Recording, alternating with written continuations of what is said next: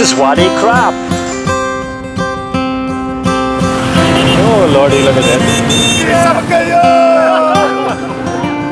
This Patala Palace, one of the holiest buildings in Tibet, the Dalai Lama's residence. A tip for you, never ever tell Russians you drink. As usual, I'm standing at the wrong side of the station. It's the lovely thing about travelling on your own.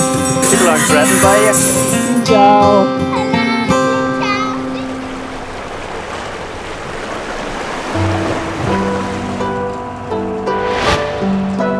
This is a place that used to be known as the Middle Kingdom, and I've been looking forward to this since the start of my travels around the planet. Morning all, this is Friday the 10th of March 2006.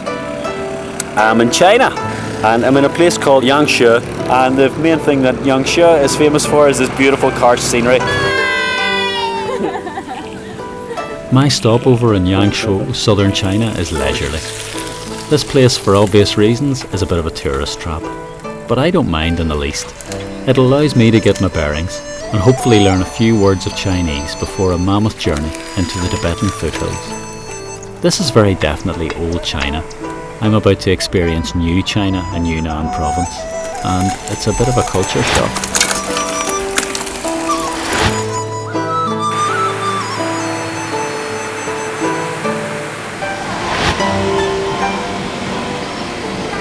Now just look at that. China is modern. This is Kunming in the southern Chinese province of Yunnan. I've been to Guangxi and Yunnan provinces now. And this place, like everywhere else, gives a lie to everything that everyone has told me about China. People told me it would be hard to travel, be dirty, full of unfriendly people. In actual fact, it's dead easy to travel. The language notwithstanding, because I can't speak Mandarin or read the characters. But the people are the friendliest I've met in the whole world. You couldn't hope to meet nicer people than these. By Chinese standards, Kunming's a small place. It's the provincial capital with a population of around 4 million. It has a warm and pleasant climate, and that's reflected in the attitude of its people. All citizens of the modern People's Republic of China. You'd be hard pushed to spot any differences in the quality of life of some of these city dwellers and our own. This is a 150-year-old house in the middle of Kunming, and it's as good a place as any to explain to you exactly what the rules of the game are here in China.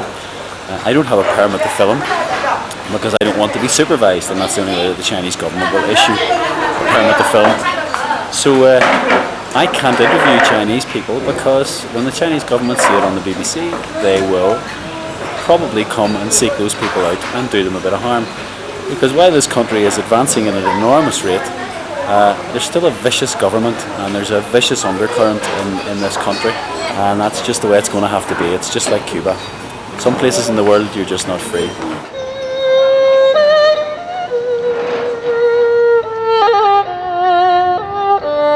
Cities like Kunming are doing well from China's economic miracle, but you can't say the same for peasants living in the countryside.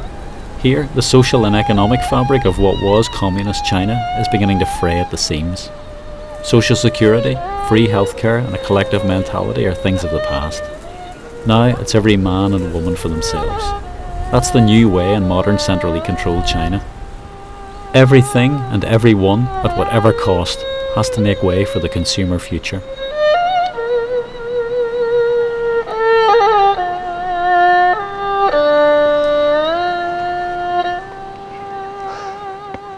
Well, that's the end of the last big climb. About 400 metres or so up from the river. We just got the ferry across. And this has been a cracking few days. I don't remember when I've enjoyed myself so much since I left Peru in the northern Andes. The river's just gorged out this whole beautiful big valley. Stunning place. And one of the best things was waking up this morning in the wee guest house. And you looked out the window and all you could see was a sheer rock face opposite you. You couldn't see any sky or anything. So I feel lucky that I've been able to enjoy this, because in 10 years' time you might not be able to enjoy this as just such a spectacular walk. Because the Chinese government have plans to flood Tiger Leaping Gorge. Most people know about the Three Gorges project out on the Yangtze, down near Shanghai. But not many people realise that this one here might be getting flooded as well for the power needs for this huge nation of 1.3 billion people.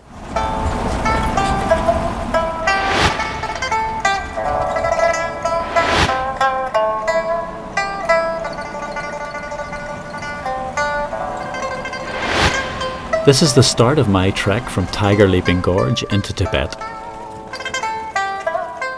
My first stop is Songsan Lim Monastery, perched on the foothills of the lower Himalayas. This is still Yunnan province, but it's starting to feel like another country now. I'm in a place called Zhongdian, and I've just come up to the big monastery here. It's full of Tibetan monks, or as they call them here, lamas, all dressed in maroon, and all having great crack. This is one of the biggest monasteries in the whole of Yunnan, and there's a definite Tibetan feel here.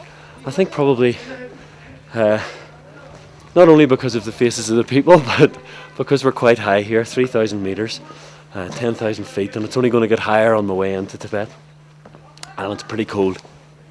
I absolutely love China, right? It's been a huge surprise to me, and I've only been in the south and the west really, and I think I've probably experienced the best of it. And what made it for me has been the friendly people. But China is not a free society, and a lot of funny things have been happening to me over the last few weeks. I send emails to the TV people back home, and I'm one of the only people I know who can't access his email inbox now. And there's only one set of people who can do that, and that's the Chinese government. So obviously I'm sending out something that they don't want to hear about. Now, I'm not too sure how dangerous it is filming in this country without a permit. You can hear me getting out of breath here, climbing these steps. I'm not too sure how dangerous it is to film without a permit, but I know they don't like it. The view of China that I've given you so far is probably fairly sanitised, and necessarily so because some of the people that I've met have become really good friends for me. They've helped me out a lot, and I trust them. The best people in the world. One of the lessons I've learned from this travelling is you mightn't like governments. In fact, I don't like most of the governments that I come across, but the people certainly make up for it. Jashi dele. Jashi dele. Jashi dele. That's hello in Tibetan.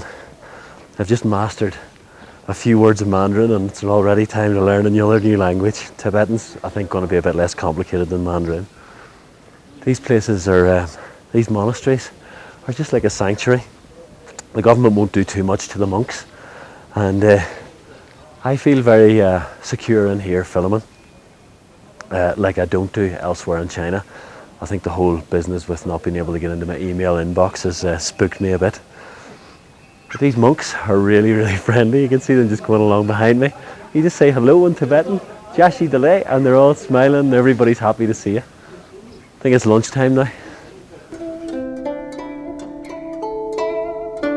During the Cultural Revolution in the 60s, the Communist Party under Mao tried to eradicate all forms of religious belief.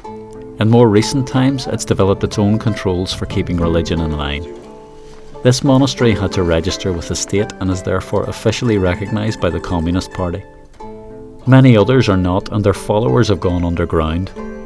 The same system of checks and controls holds true for Christianity and Islam. It's hard to see what threat the monks of Songsan Lim Monastery pose to modern China, but they've been forced to toe the party's line. In private, I'm sure they have their own thoughts on all of this.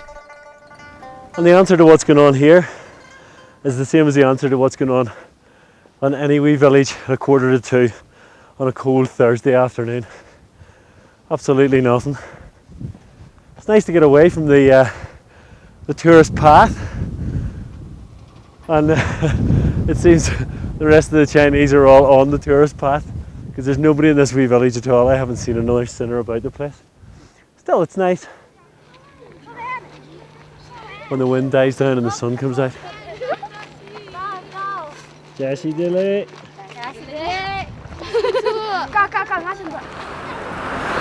This is Zhongdian, last outpost of civilization before the road to Tibet. And tomorrow I'll leave here for 7 days on the road in a 4-wheel drive, going up to Lhasa. And for myself, personally, I'm excited. But carrying this camera with me into Tibet is not really one of the best ideas. I've ever had in my life. It's a bit of a police state up there apparently. I've had a word with a couple of journalists who said that I might get into a bit of trouble, so we'll just have to wait and see. This is one of the first times in the trip that I'm really, really worried about having a camera with me. Still, Zhongjian's a nice wee place. Nice people, all the ethnic minorities, all running around, all the women with baskets on their back and some of the men as well. It's a nice place to chill out for the day just before we hit the hard roads over the big passes into Tibet. This is Flower Garden Pass on the road from Zhongjian to Dechin. Tibetan Buddhists see their mountains as sacred spaces, and all along the route from Dechin to Lhasa you come across prayer flags. People believe these flags bring happiness, prosperity and a long life to the person who planted them and to the people who live nearby. In Tibetan, they're known as wind horses. It's a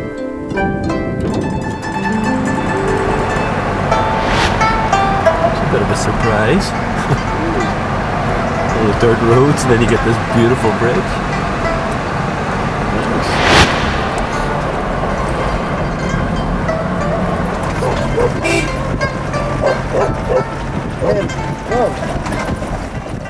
Here's just a beautiful wee Tibetan village. This is just typical of what they're like.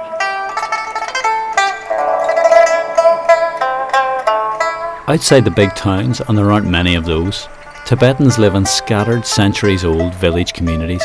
But the spread of state-controlled TV down these valleys isn't just giving them a new perspective on the world, it's extending Chinese cultural control. This journey across Tibet's taken 6 days now, and every day's been an adventure. But what's beginning to sink in is the gentleness of the Tibetan people who live in this unforgiving landscape. By the way, I still can't get into my emails. This is the last morning of our trip over to Lhasa, probably near 2,000 kilometres on the road, some of it fairly rough, and the scenery was fairly stunning. Just go over high mountain passes, some of them 4,500, and today we go across a pass that's 5,000 metres between here, Basamtso, and Lhasa, the holy city. When you go through all the towns, when we stayed every night, when we stayed up for 6 nights in different towns, you realise that the bootprint of China is heavy in Tibet. They invaded here in 52, first of all, then in 1959 they really came in force. They have no respect for these people, and you see it in the towns. All the shops are run by Han Chinese, and it's not their fault, they're here making a business, but the Chinese government has exercised a regime of cultural terror here in Tibet. There's no sign of any Tibetan influence in any of the towns except for a few wee twee bars or something like that with a Tibetan theme about them. I didn't like it. I'm looking forward to getting to Lhasa because apparently it's a bit more Tibetan. But you need to go out into the countryside to see proper Tibet, and you're not allowed to do that. One of the problems that we're going to have today is that in Ganden, outside Lhasa, the monks are fighting, and our guide, who's a Chinese government officially appointed guide, says that the monks are fighting with other monks. In actual fact, what's probably happening is the monks are fighting with the police, and we're not allowed to go and watch it. Monks here are put in jail regularly because the Chinese government don't like what they do. Right, this morning is very snowy. Last night there was none of this here, it was bone dry, and we're going to have to go up through this pass today, so it should be fairly exciting. Still, we've got the right car for it. If the driver only knew how to engage four-wheel drive, he just doesn't seem to want to.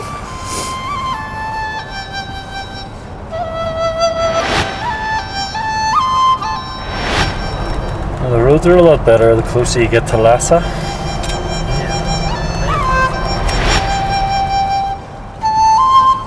This is the final leg, the journey down to the Tibetan capital Lhasa. I can't wait.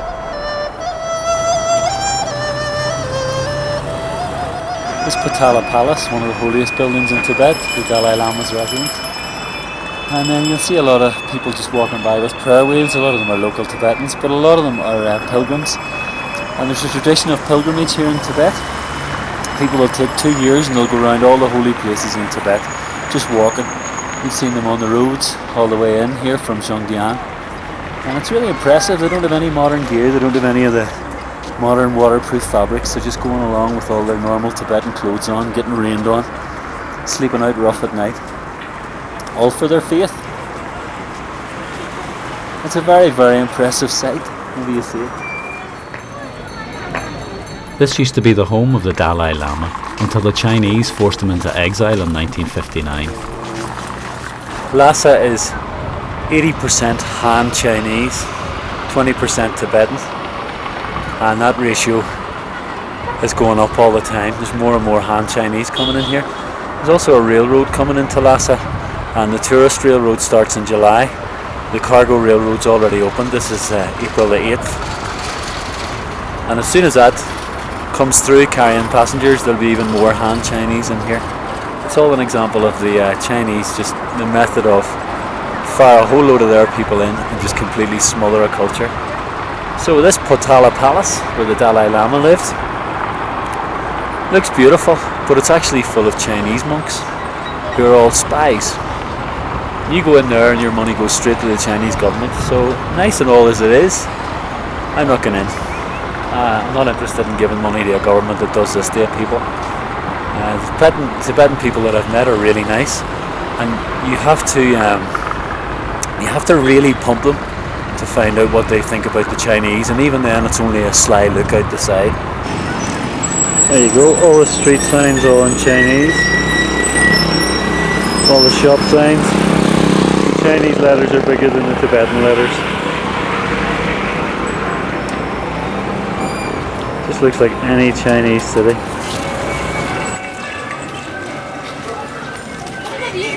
And here in Lhasa, the holy city, in the middle there's a couple of token streets given over to Tibetan handicrafts, mostly actually run by Han Chinese, selling cheap Han Chinese tat that was made in Beijing.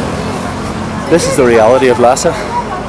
It's just a big, ugly, sprawling Chinese town now, and not what I thought it would be.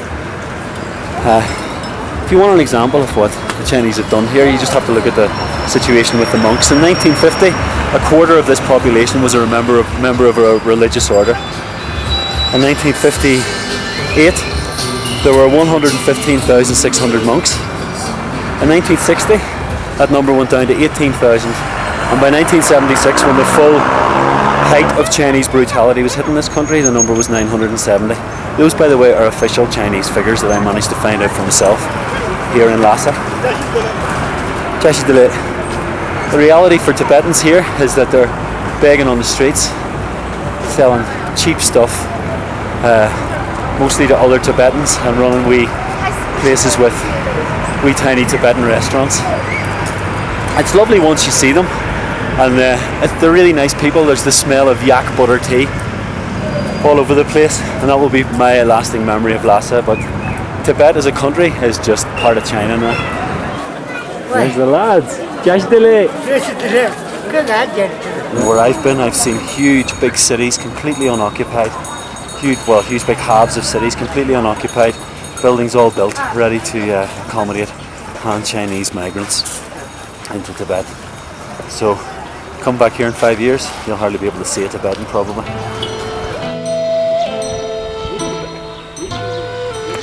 Just look at that view. Ganden Monastery is about 25 miles east of Lhasa and sits 4,500 metres above sea level. This place is an oasis of calm and order, but I'm not fooled by appearances. These Tibetan monks only enjoy religious freedom on Chinese terms, and that involves public rejection of their spiritual head, the Dalai Lama. The Chinese call him a splittist, someone they claim who's looking for Tibetan independence. He's not. He's simply asking for genuine self-rule for Tibet within China.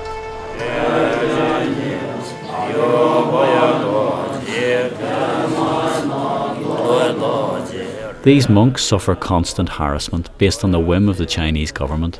What has happened and is happening here on this sacred site is a scandal.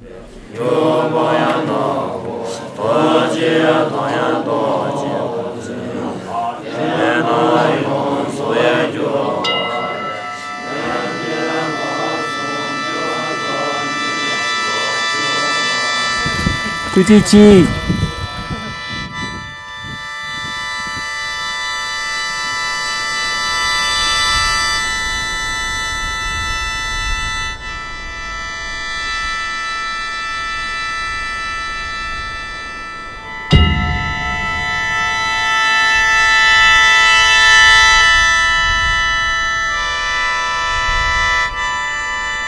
This is a very important monastery. There's 450 monks here, and they study philosophy, Buddhist philosophy.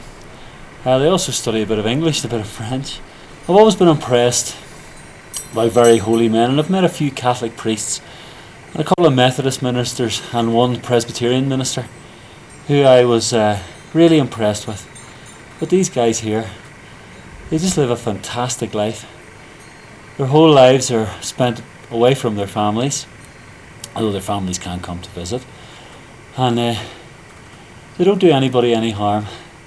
So last week 2 monks came here, Chinese monks, and they decided they'd put up a statue of another Buddha, a Buddha which these guys don't really like in their chapel, and they asked them to take it down in that very kind Tibetan way that they have, and the Chinese refused. And then a whole load of Chinese people came up, obviously very organised, and forced them to put the Buddha in their chapel.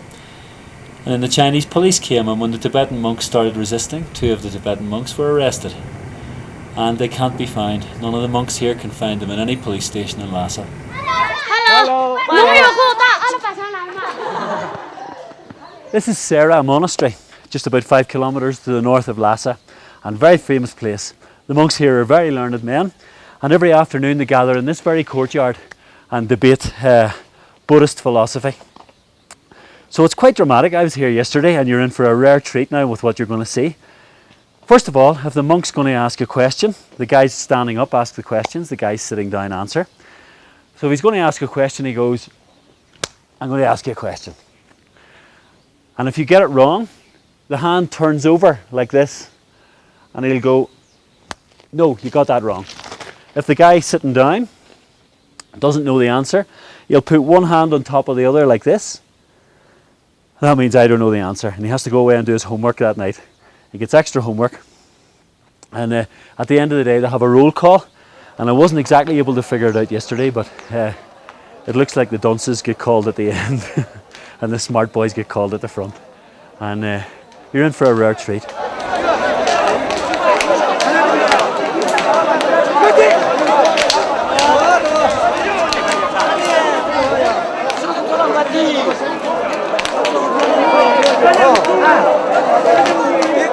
There's been a monastery on this site since the early 1400s.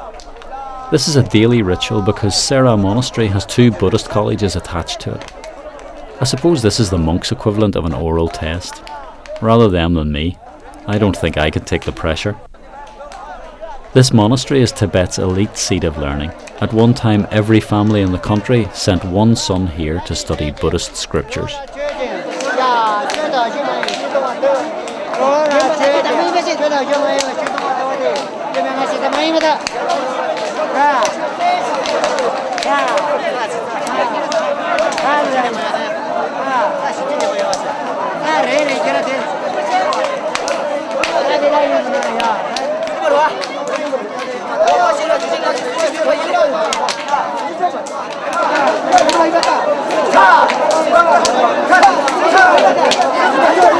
There you go.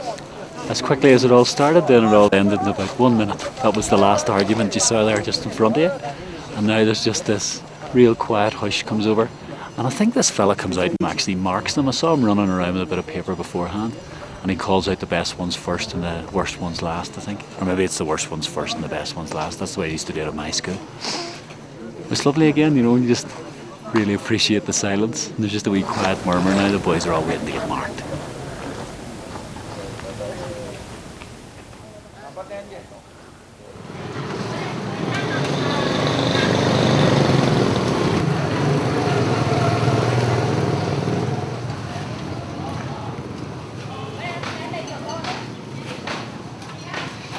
I have to tell you about this in the dorm because in Tibet it's a fairly hairy subject. And on the buses, or even whenever I've met the pilgrims in the street, I show them this. It's a picture of the Dalai Lama that I took in a monastery. I won't tell you where the monastery was. And you show it to them, and it's amazing the reverence they have for this man. They'll get the camera and they'll go like this on their foreheads. First of all, they'll take their hat off. They'll go like this on their foreheads and then on the top. And he's the most revered man in Tibet. And it gives me hope that no matter what the Chinese do to wreck this place, to just make it completely Chinese, the Tibetans all have our great respect for the Dalai Lama, the holiest man in Tibet. And the second holiest man, the Panchen Lama, is in prison somewhere. No one knows where, no one knows what he's doing. The Chinese appointed a puppet Panchen Lama, put him in Beijing, made him get married. That just shows you how much respect they have for these people's culture. But these people's respect for their own culture is a completely different story. So I'm really glad that I have this, because it's made me a right few friends on buses. And it makes it one of the safest places to travel in the world if you've got one of these and you're sure that there's only Tibetans on the bus.